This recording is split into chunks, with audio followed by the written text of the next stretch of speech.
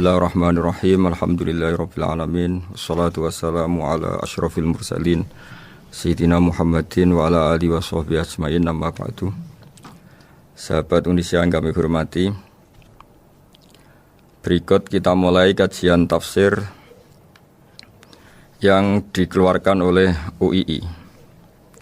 Mari kita mulai dengan surat Al-Baqarah. Bismillahirrahmanirrahim. Alif lam mim dzalikal kitabul la raiba fihi hudal lil muttaqin. Di sini diterjemahkan Alif lam mim ini termasuk ayat-ayat yang oleh para ulama dianggap mutasyabihat. Artinya kita tidak boleh memaksakan maknanya. Kita cukup iman bahwa itu dari Allah Subhanahu wa taala. Ini termasuk ayat-ayat yang kita percaya bahwa ada makna yang diinginkan Allah, tapi kita tidak perlu menduga-duga apa sepersisnya makna itu. Dzalikal kitabul la raiba fihi, kitab ini tidak ada yang diragukan. Hudal lil muttaqin, petunjuk bagi mereka yang bertakwa. Sahabat Indonesia yang kami cintai, yang kami hormati, muttaqin dari kata kerja ittaqa yattaqi ittiqaan. Maknanya adalah menjaga diri. Ada 3 kelas muttaqin dalam terminologi para ulama, istilah yang dikeluarkan para ulama. 1, muttaqin orang yang menghindari perilaku syirik atau perilaku kekafiran. Sehingga menurut para ulama, apapun faseknya seorang mukmin, apapun kelirunya orang mukmin, misalnya pernah mencuri, pernah korupsi, pernah apa saja, masih dianggap mukmin karena dia masih bertauhid la ilaha illallah Muhammadur Rasulullah. Ini muttaqin yang paling kelas pokok, kelas bawah. Kemudian ada muttaqin kelas kedua, yaitu mereka yang menghindari dosa besar tapi tidak bisa menghindari dosa kecil. Misalnya bisa menghindari dosa zina, tapi dia bisa menghindari dosa melihat perempuan yang bukan mahramnya, yang bukan halal bagi dia. Ketiga muttaqin paling ideal, yaitu menghindari dosa besar, juga menghindari dosa kecil, bahkan menghindari sesuatu yang tidak penting. Ini yang dalam terminologi ulama disebut para wali atau para ulama, yaitu yang dalam ayat ala inna awliya Allahi la khaufun alaihim wa lahum yahzanun. Ini penting kami jelaskan kelas-kelas muttaqin supaya bahwa mukmin tidak pernah keluar dari status iman meskipun dia pernah melakukan satu kesalahan besar. Karena yang dikatakan mukmin adalah siapapun yang meyakini kebenaran risalah Muhammad, risalah yang dibawa Muhammad, berarti dia mukmin. Soal dia melakukan dosa atau apa saja itu menjadikan dia fasik, tapi tidak keluar dari status mukmin. Ini yang dimaksud dalam sebuah hadis, man qala la ilaha illallah dakhalal jannah. Siapapun yang pernah melafadzkan la ilaha illallah iman, maka dia pasti nanti masuk surga. Kemudian ada beberapa pertanyaan dari para sahabat dengan masa lalu orang itu yang macam-macam, Nabi tetap menjawab meskipun dengan masa lalu yang macam-macam. Sebab itu perlu dikaji serius, sebagaimana ada yang ditafsir Sawi bahwa muttaqin itu dari kata kerja ittaqa yattaqi ittiqaan atau ittaqa yattaqi taqwan. Ini maknanya orang yang menjaga diri. Tentu menjaga diri ini ada yang kelas premium, kelas sempurna. Jadi sesuatu apa saja yang bahaya kita jaga, termasuk dosa kecil, melakukan hal yang tidak penting. Ada orang mukmin yang hanya bisa menjaga dari dosa kekafiran, dosa kemusyrikan. Ini pun dengan segala kesalahannya masih ada kemungkinan dimaafkan Allah. Karena Allah pernah berfirman, innallaha la yaghfiru ayyushraka bihi wa yaghfiru ma duna dzalika liman yasha.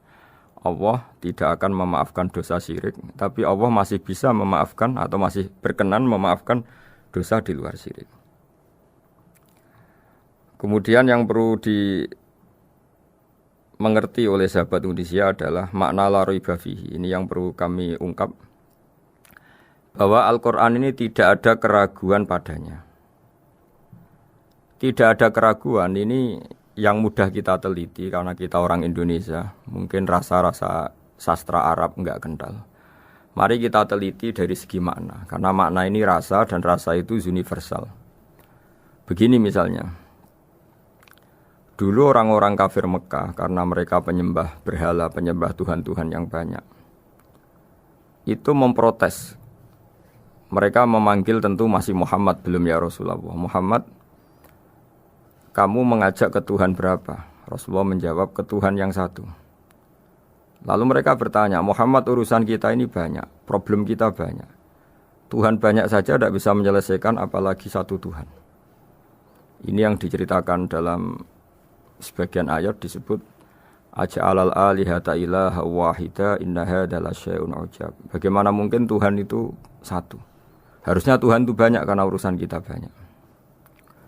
Lalu Rasulullah dengan bimbingan Tuhan, bimbingan Allah mendatangi mereka, kemudian Nabi menjelaskan, Tuhan itu adalah ketua kalian, Tuhan itu adalah pimpinan kalian.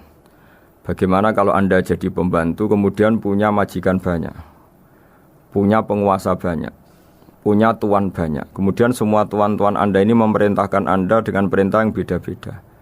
Apa kalian mau punya majikan atau pimpinan yang banyak? Mereka menjawab tidak, Muhammad. Terus mereka akhirnya sadar bahwa problem Tuhan banyak itu tentu lebih sulit, lebih problem, karena nanti perintahnya beda-beda, keinginannya beda-beda. Mereka akhirnya tersadarkan bahwa sebaiknya atau seharusnya memang Tuhan itu satu. Jadi Rasulullah SAW menjelaskan logika bertauhid itu dengan sekian variasi, dengan sekian logika. Kemudian Nabi kedua juga menjelaskan logika kompetisi. Kata Nabi yang karena bimbingan Allah diberi satu pengertian. Andai kan Tuhan itu 2 atau 3, kemudian berebut dalam tahta aras atau tahta yang di alam raya ini, sebagaimana lazimnya para penguasa, maka pasti ada yang menang, ada yang kalah. Dan yang kalah tentu gak layak sebagai Tuhan. Ini yang disebut wala ala ba'duhum ala ba'd. Tentu kalau Tuhan itu banyak, mereka akan berkompetisi, akan bertarung. Dan pasti pemenangnya ya satu, karena memang layak jadi Tuhan tetap satu. Sadarlah bahwa orang-orang kafir Quraisy, orang-orang kafir saat itu sadar pentingnya bertauhid. Ketiga, Nabi juga menjelaskan tauhid secara ilmu logika. Begini para pendengar. Kalau dalam teori ilmu tauhid yang agak jelimet dijelaskan begini. Jika ada 2 Tuhan, maka alam raya ini enggak menjadi alam. Logikanya adalah 2 Tuhan ini bisa kamu katakan sama-sama kuat. Ketika sama-sama kuat kemudian ingin menciptakan langit, yang satu ingin menciptakan bumi, yang satu menolak menciptakan bumi misalnya, atau yang satu ingin menciptakan langit, yang satu menolak ingin menciptakan langit. Kemudian ternyata bumi ini terbukti wujud. Logika awam adalah yang berhasil menciptakan bumi berarti Tuhan, yang gagal atau kudrohnya gagal, kemampuannya gagal tidak bisa menciptakan bumi, gagal menjadi Tuhan. Ini logika awam. Logika ini pun kita terima. Tapi kalau menurut logika ahli tauhid, ahli pakar-pakar logika, cara berpandangan begini. Ketika Anda mengatakan ada 2 Tuhan yang sama-sama kuat, kemudian terbukti yang satu mampu menciptakan bumi, yang satu tidak. Bahasa Anda mengatakan sama-sama kuat ini sudah batal dari awalnya, karena terbukti bahasa Anda salah, sama-sama kuat ternyata yang satu tidak mampu. Sehingga dalam pikiran orang-orang ahli tauhid mengatakan, membayangkan Tuhan saja itu enggak kebayang, karena turunan kata ini pasti selalu salah. Karena tadi misalnya dikatakan, andai kan ada 2 Tuhan, kemudian yang satu mampu menciptakan bumi, yang satu tidak. Padahal Anda tadi bilang sama-sama kuat, ternyata terbukti yang satu tidak kuat. Berarti kata Anda sama-sama kuat ini salah. Ini pula yang diajarkan Rasulullah lewat bimbingan Allah, lewat wahyunya yang disebut Lau kana fihi ma alihatun illallahu la fasadata. Karena kalau ada 2 Tuhan, pasti kamu sifati sama-sama kuat. Ternyata sifat sama-sama kuat ini batal demi hukum, karena ternyata yang satu tidak mampu menciptakan bumi. Atau kamu sifati 2 Tuhan ini sama-sama lemah. Itu tidak mungkin lagi karena ternyata bumi ini terbukti wujud. Pasti penciptanya ini tidak yang sangat kuasa. Jadi logika-logika tauhid sedemikian dibangun oleh Rasulullah lewat bimbingan Allah Subhanahu wa taala. Logika keempat supaya kita iman dan tambah kuat imannya adalah logika yang mudah dicerna oleh kebanyakan orang atau yang bisa diindra. Begini misalnya dalam sebuah ayat di surat Al-Kahfi, kemudian di awal surat Al-Ahqaf, kemudian di sebagian surat At-Tur, ada penjelasan begini. Ketika Rasulullah mengajak manusia menyembah Allah, kemudian orang-orang kafir tanya, lalu Tuhan kamu siapa Muhammad? Tuhan saya adalah Allah menciptakan langit bumi. Terus mereka berandai-andai, ada Lata, ada Uzza, ada Manat, ada Hubal. Itu Tuhan-Tuhan kami. Terus Rasulullah bertanya, apakah Tuhan-Tuhan yang kamu sembah itu memberi kontribusi saat langit dan bumi diciptakan? Mereka menjawab, tidak Muhammad, itu Tuhan-Tuhan yang kami bikin. Begitu juga asumsi tentang Tuhan-Tuhan yang lain. Apakah Isa ikut menciptakan bumi atau menciptakan langit? Tentu jawabannya tidak. Karena Isa lahir di bumi, orang tahu tanggal lahirnya, tahu tahunnya, dan sebelum ada Isa juga sudah ada bumi. Sehingga untuk menetapkan tauhid, berkali-kali Quran tanya, Amman khalaqas samawati wal ardu, siapa sih yang menciptakan langit bumi? Siapa sih yang menurunkan air dari langit? Siapa yang mengatur ini, itu, ini, itu? Akhirnya mereka menjawab, itu semua Allah Muhammad. Begitu juga kemungkinan setan misalnya. Setan itu fisik atau makhluk atau apa saja yang tidak kita lihat. Kemudian setan itu lewat rayuannya, lewat tipu dayanya ingin disembah. Kata Allah menjelaskan ini, ma asyadduhum khalqas samawati wal ardi wala khalqa anfusihim. Kamu tidak perlu takut sama setan atau apalagi menuhankan setan. Setan itu tidak yang punya reputasi menciptakan langit dan bumi. Bahkan setan tidak bisa menciptakan dirinya sendiri. Ini menjadi pengetahuan bagi kita. Betapa bagi pakar-pakar tauhid, ahli tauhid, ketika setan nyatanya diusir dari surga, itu pun versi mereka. Versi mereka pun mengatakan seperti kita bahwa setan itu diusir dari surga dan ya keluar dari surga. Kalau setan itu Tuhan, tentu diusir gak mau, karena di surga itu nikmat. Ketika setan diusir dari surga, ya keluar. Dia juga jadi makhluk yang hina-dina. Berarti dia tidak punya kekuasaan, bahkan pada dirinya sendiri. Dipaksa keluar dari surga, ya keluar. Dipaksa menjadi ahli neraka, jadi ahli neraka. Dipaksa jadi apa saja, juga dia akan jadi seperti yang dipaksakan. Ini menunjukkan bahwa setan adalah tahta kudratillah, tahta qahrillah, tahta satwatillah, bahwa setan pun dalam kendali kekuasaan Allah. Makanya Allah mengatakan kamu tidak usah menyembah setan, tidak usah nurut sama setan. Setan itu lemah sekali. Karena faktanya dia tidak bisa memaksakan keinginannya. Ini yang oleh Allah disebut dalam firman-Nya inna kaidas syaitani kana dhaifa. Setan itu lemah sekali. Ini perlu saya sampaikan ke para pendengar Unisia bahwa bertauhid itu ada sekian logika. Logika kelima adalah logika orang awam. Awam sekali. Suatu saat ada perdebatan antara Abul Hasan al-Asy'ari. Abul Hasan al-Asy'ari ini tokoh ahli sunnah paling populer dalam ilmu logika. Dia mengatakan orang menemukan Tuhan itu harus lewat logika yang cermat. Tidak boleh taklid, hanya ikut-ikutan. Dia harus menemukan satu argumentasi bahwa Tuhan atau pencipta langit itu ada. Kemudian ada satu problem di mana orang-orang kampung atau orang-orang yang lugu atau orang-orang awam itu tidak bisa ilmu logika, ilmu mantek kalau dalam bahasa pesantren. Kata Abu Mansur, kata Abul Hasan al-Asy'ari, itu masih mungkin. Walhasil para ulama ini meneliti ke orang-orang yang lugu, yang di kampung, yang petani, yang lugu sekali. Apa yang mereka temukan? Ternyata mereka punya cara logikanya sendiri untuk menemukan Tuhan, Sang Pencipta. Pernah suatu saat ada seorang petani lugu, biasa menggembala unta, ditanya, Bima araf tarubak, lalu kamu yang petani ini yang hanya ngurusi sawah, ngurusi ladang, dengan cara apa kamu tahu kalau Tuhan itu ada?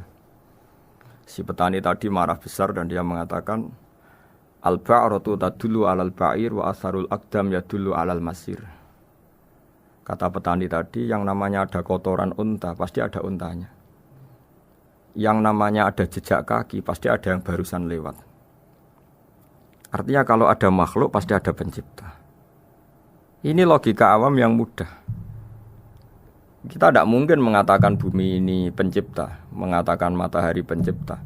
Kelihatan sekali kebendaannya, kelihatan sekali bahwa bumi matahari tidak punya ikhtiar, tidak punya kekuatan. Kelihatan sekali sifat-sifat kemakhlukannya. Jika benda-benda ini karuan makhluk, pasti menunjukkan bahwa ada penciptanya, ada khaliknya. Dalam logika Bedui tadi, si Bedui tadi, kalau ada kotoran sapi, pasti ada sapinya. Meskipun sapinya sudah sekarang nggak terlihat, mungkin sudah jalan kemana. Sama, kalau ada jejak kaki, meskipun orang yang tadi lewat sudah kita nggak tahu, tapi kita pasti tahu, pasti ada yang lewat. Ini yang dimaksud dalam bahasa Arab, al-ba'ratu tadullu 'alal ba'ir. Kalau ada kotoran sapi atau kotoran unta, pasti ada untanya. Wa atharul aqdam yadullu 'alal masir. Kalau ada jejak orang lewat, pasti tadi ada orang lewat. Nah, semua metode ini digunakan semua oleh Rasulullah. Logika yang bagi intelektual, logika bagi kaum awam, logika bagi kaum menengah, ya tidak awam, tidak intelektual. Semuanya digunakan, semuanya jadi media untuk memastikan bahwa logika tauhid ini logika pilihan, logika yang benar-benar logika. Sehingga dalam banyak ayat disebut agama ini liqaum yaqilun, liqaum yatafakkarun, bagi kaum yang bisa berpikir, bagi kaum yang punya akal. Lalu kemudian kami teruskan alladzina yu'minuna bil ghaibi. Ini kata ghaibi bukan kayak dalam bahasa Indonesia misalnya setan atau hantu disebut barang gaib. Kata ghaibi dalam bahasa Arab adalah perbandingan atau lawan kata dari al-musyahad yang bisa disaksikan langsung lewat indera. Kita orang mukmin iman bahwa surga ada, padahal kita tidak pernah melihat surga. Kita mukmin iman bahwa neraka ada, padahal kita belum pernah melihat neraka. Ini sesuatu yang maghoba anil absor, yang mata kita tidak melihat, fisik kita tidak menyentuh. Kita pun iman. Asal sesuatu itu mansus ya, dikatakan secara eksplisit oleh Quran dan hadis. Kalau dalam bahasa usul fikih disebut al-mansus. Ciri mukmin diantaranya adalah yang paling pokok alladzina yu'minuna bil ghaibi. Iman dengan sesuatu yang enggak kelihatan. Lalu kemudian para ulama cara pandang beda-beda. Bedanya bukan karena mereka bertentangan enggak, tapi ini menurut kelas rasa yang berbeda-beda. Bagi orang-orang sufi ya, Allah itu tidak bisa dikatakan al-ghaib, sesuatu yang enggak kelihatan. Karena Allah itu begitu jelas, az-zahir. Kata orang sufi, Allah itu zahir. Begitu juga dalam Asmaul Husna disebut Allah itu az-zahir, begitu jelas. Karena orang yang akalnya mapan, hatinya mapan, melihat satu lemari yang bagus, pasti langsung mensifati bahwa pembuatnya adalah orang yang hebat. Orang yang melihat mobil mewah atau pesawat yang canggih, pasti kepikiran pertama adalah pasti pembuatnya canggih. Sehingga eksistensi pembuat pesawat itu adalah orang hebat, itu langsung tertanam ketika melihat pesawat itu hebat. Bagaimana mungkin seseorang ragu akan kehebatan pembuat pesawat ketika melihat detail-detail pesawat? Pasti langsung kepikiran kalau pembuatnya itu hebat. Memutuskan bahwa pembuat pesawat hebat itu tidak harus ketemu yang membuat, juga tidak harus melihat. Tapi akal kita pasti meyakini pembuatnya itu hebat. Berarti keputusan menyimpulkan bahwa pembuatnya hebat adalah az-zahir begitu jelas. Begitu juga langit dan bumi, matahari semuanya tertata rapi. Air dengan fungsi manfaat yang sebegitu hebat, oksigen, semua tanaman, buah-buahan. Meskipun kita tidak pernah melihat Tuhan, tapi akal kita, nurani kita pasti berkeyakinan dan tahu betul pasti pembuatnya itu zat yang super hebat, super bijaksana. Sehingga dalam kategori ini Allah tidak bisa dikatakan suatu yang enggak tersentuh, yang enggak terjangkau. Allah itu az-zahir begitu jelas. Sehingga di antara Asmaul Husna disebut az-zahir. Sebab itu saya menganjurkan atau saya punya saran bahwa alladzina yu'minuna bil ghaibi itu contoh paling mudah itu kayak surga, kayak neraka. Kalau Allah sendiri itu az-zahir, mudah diketahui. Karena tadi orang yang melihat pesawat canggih pasti saat itu juga berkeyakinan dan itu pasti benar, pasti pembuatnya juga canggih. Nah, di sini disebut alam raya ini ayat, semuanya itu bukti kekuasaan Allah. Dalam syair-syair orang sufi masyhur sekali itu wa fi kulli syai'in lahu ayatun yadullu ala annahul wahidu. Setiap sesuatu kejadian di alam raya adalah bukti keesaan Allah, bukti eksistensi Allah Subhanahu wa taala. Sehingga dalam satu kisah, normalnya orang itu paling tahu itu dengan dirinya sendiri. Karena dia adalah dia. Tapi kalau Imam Sibawai, seorang pakar nahwu, mengatakan a'raful ma'arif Allah. Di alam raya ini yang paling mudah dikenali itu ya Allah, pencipta. Karena andai kan kita sendirian di hutan, kemudian kita mulai punya akal, kita mungkin tidak tahu diri kita ini siapa. Tapi setidaknya kita langsung menyimpulkan bahwa kita tidak bisa menciptakan diri kita sendiri. Ketika kita berkesimpulan tidak bisa menciptakan diri kita sendiri, pasti kita terus berkesimpulan ada di luar kita yang menciptakan kita. Nah, sebab itu kenapa sifat mencipta ini yang pertama kali dikenalkan oleh Allah kepada nabinya untuk dikenalkan kepada umatnya. Yaitu disebut Iqra bismi rabbikal ladzi khalaq. Muhammad, bacalah dengan nama Tuhanmu. Sifat Tuhan yang paling mudah dikenali oleh siapapun adalah sifat pencipta. Karena ketika seseorang yakin dia lahir sudah ada bumi, dia lahir sudah ada langit, dia pasti akan tahu bahwa dia ada penciptanya. Sehingga paling mudah mensifati Allah atau mensifati Tuhan adalah bismi rabbikal ladzi khalaq. Terus kemudian di antara ciri orang baik adalah wa yuqimunas shalat. Kemudian beriman kepada yang gaib, menegakkan salat. Kata menegakkan adalah dari kata menjaga aturan-aturan atau sesuai aturan-aturan salat. Kita tahu dalam salat ini ada beberapa syarat yang harus dipenuhi. Misalnya harus wudu, harus suci di tempat yang suci. Terus ada syarat-syarat dalam internal salat, dia harus baca Fatihah, harus tumakninah, macam-macam. Itu eksistensi definisi salat.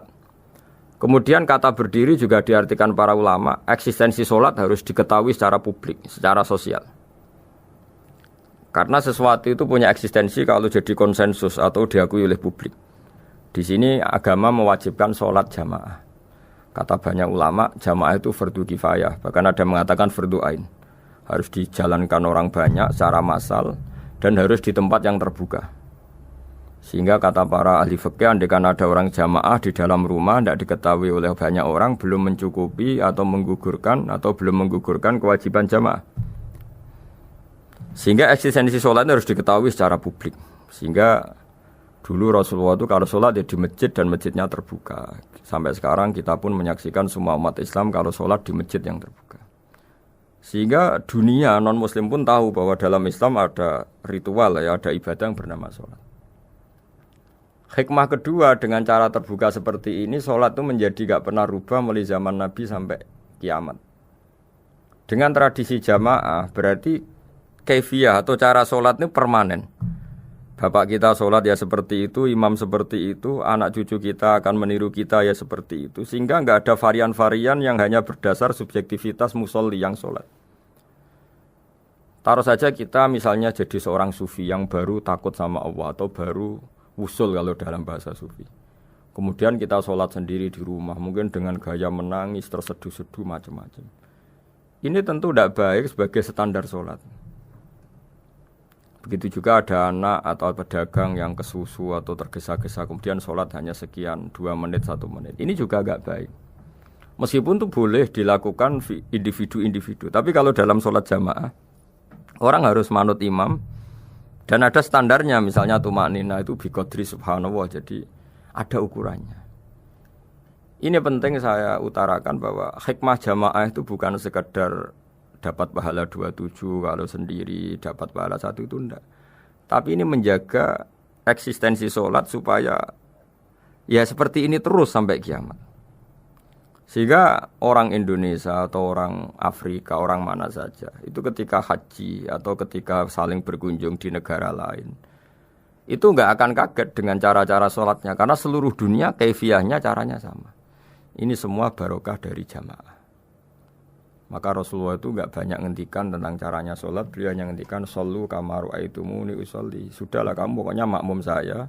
Nanti caranya kamu sholat sama seperti saya seperti ini. Sehingga kata menegakkan sholat adalah bisa kita tegakkan kalau kita aparat negara ya bikin-bikin aturan supaya eksistensi sholat enggak terganggu.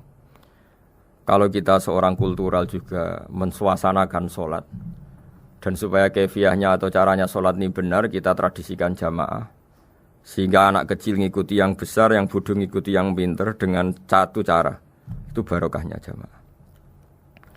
Sehingga wa yuqimuna sholat itu sholat kita dirikan baik secara personal dengan cara-cara tumak nina kita suci di tempat yang suci maupun kita tegakkan, kita maklumatkan, kita jadikan konsensus bahwa sholat ya seperti ini. Sehingga ada khayal-khayal lagi dalam Islam. Misalnya nyuwun sewu ada aliran yang mengatakan ya kalau Tuhan itu kan enggak bebas arah, bebas tempat. Terus dulu pernah ada orang sesat sholat sampai 4 rakaat 4 arah, alasannya Tuhan itu tanpa arah. Enggak akan terjadi seperti itu. Karena ijma'nya umat Islam, konsensus umat Islam akan menolak faham yang seperti itu. Jadi saya mohon sekali ini pentingnya jamaah. Dengan jamaah maka caranya sholat, cara meyakini madhab kiblat dan sebagainya terjaga ila yaumil qiyamah sampai hari kiamat. Terus sifatnya orang mukmin lagi wa mimma razaqnahum yunfikun dan menafkahkan sebagian rezeki yang kami berikan. Ya ini termasuk zakat, sedekah. Jadi ada sebuah riwayat mengatakan inna fil mali haqqon. Harta itu ada haknya yaitu zakat. Tapi ada juga saran inna fil mali haqqon siwa zakat. Di luar keharusan zakat juga ada hak-hak kita untuk memberikan sebagian rezeki kita. Taruh saja misalnya saya punya uang 10 juta. Secara nisab zakat belum sampai 1 nisab. Karena 1 nisab itu sama dengan nilai 84 gram emas. Itu kalau diuangkan kalau 500 ribu ya sekitar 42 juta. Tapi kita sebelum punya 1 nisab pun tetap ada keharusan mengeluarkan sebagian. Yaitu tentu dalam fikih kita wajib mengeluarkan uang untuk anak kita, untuk istri kita. Itu yang wajib-wajib. Kemudian ada sosial, kita nyumbang masjid, nyumbang yatim piatu macam-macam. Sehingga kata para ulama, ciri utama mukmin diantaranya adalah melakukan zakat, baik zakat yang fardu maupun zakat yang sunat. Karena kata zakat itu dimaknai fardu sebetulnya definisi para ahli fikih untuk membedakan zakat yang wajib dengan sedekah. Tapi sebetulnya zaman dulu enggak ada seperti itu. Zakat itu maknanya bersihkan harta. Sedekah dari kata sedekah bukti benarnya iman. Jadi sedekah dari kata dari kosakata sedekah yasduqu sidqon, sesuatu yang membuktikan kita loyal itu disebut sodak. Kita nikah, mas kawin di bahasa Arab kan sodak dari kata sedekah juga. Kita bukti iman, loyal, kita sedekah. Bukti bahwa kita teman akrab disebut siddiq atau sodik. Kalau dalam bahasa Arab teman namanya juga sodik karena cara bertemanan secara benar, secara loyal. Sehingga wa mimma razaqnahum yunfikun ini ya memasukkan zakat yang dalam terminologi fikih yaitu zakat yang zakat al-wajibah atau zakat yang dengan makna lughat yaitu ya artinya asal membersihkan harta kita entah lewat zakat, sedekah, hadiah kepada orang-orang yang kita hormati semuanya juga masuk dalam definisi zakat atau wa mimma razaqnahum yunfikun. Kemudian sifat terakhir dari orang muttaqin adalah walladzina yu'minuna bima unzila ilaika wa ma unzila min qablika bil akhirati hum yuqinun ulaika ala hudam mir rabbihim wa ulaika humul muflihun. Di sini diterjemah mereka yang beriman kepada kitab yang kami turunkan kepadamu dan yang diturunkan sebelum kamu. Ini kata yang diturunkan sebelum kamu penting sekali karena ciri utama Nabi adalah dia tidak pernah beda dengan Nabi sebelumnya. Karena kebenaran tauhid pasti tunggal. Nabi-nabi dulu pasti mengajarkan tauhid, hanya menyembah Allah. Enggak mungkin Nabi berikutnya kemudian bikin ajaran baru dalam tauhid. Sehingga andaikan semua kitab Injil Taurat itu masih versi yang orisinil, pasti enggak ada yang beda dengan Quran. Karena ciri utama kebenaran adalah iman dengan Quran dan iman kepada kitab yang diturunkan sebelum Al-Quran. Wabil akhirati hum yuqinun, mereka juga yakin akan datangnya hari akhir. yaitu bisa disebut yaumul ba'ats. Terus ketika semua kriteria itu terpenuhi, baru ulaika ala hudam mir rabbihim wa ulaika humul muflihun. Mereka itulah yang berada pada petunjuk Allah dan merekalah orang-orang yang berbahagia. Para pendengar sahabat Indonesia, semoga kajian ini bermanfaat. Dan ini mulai ayat 1 sampai 5 dalam surat Al-Baqarah, yaitu surat yang dalam tartibnya mushaf nomor 2 setelah Fatihah. Jadi kalau dalam ulumul Quran disebut ada surat yang berdasar nuzulul Quran, yaitu surat Iqra, kemudian Muddatsir. Ada urutan surat yang berdasar tartibul mushaf, yaitu yang kita punyai sekarang, yaitu Fatihah, terus Baqarah dan seterusnya. Dan urutan-urutan ini pun sesuai petunjuk Rasulullah SAW. Saya kira demikian. Mohon maaf atas semua kesalahan. Wassalamualaikum warahmatullahi wabarakatuh.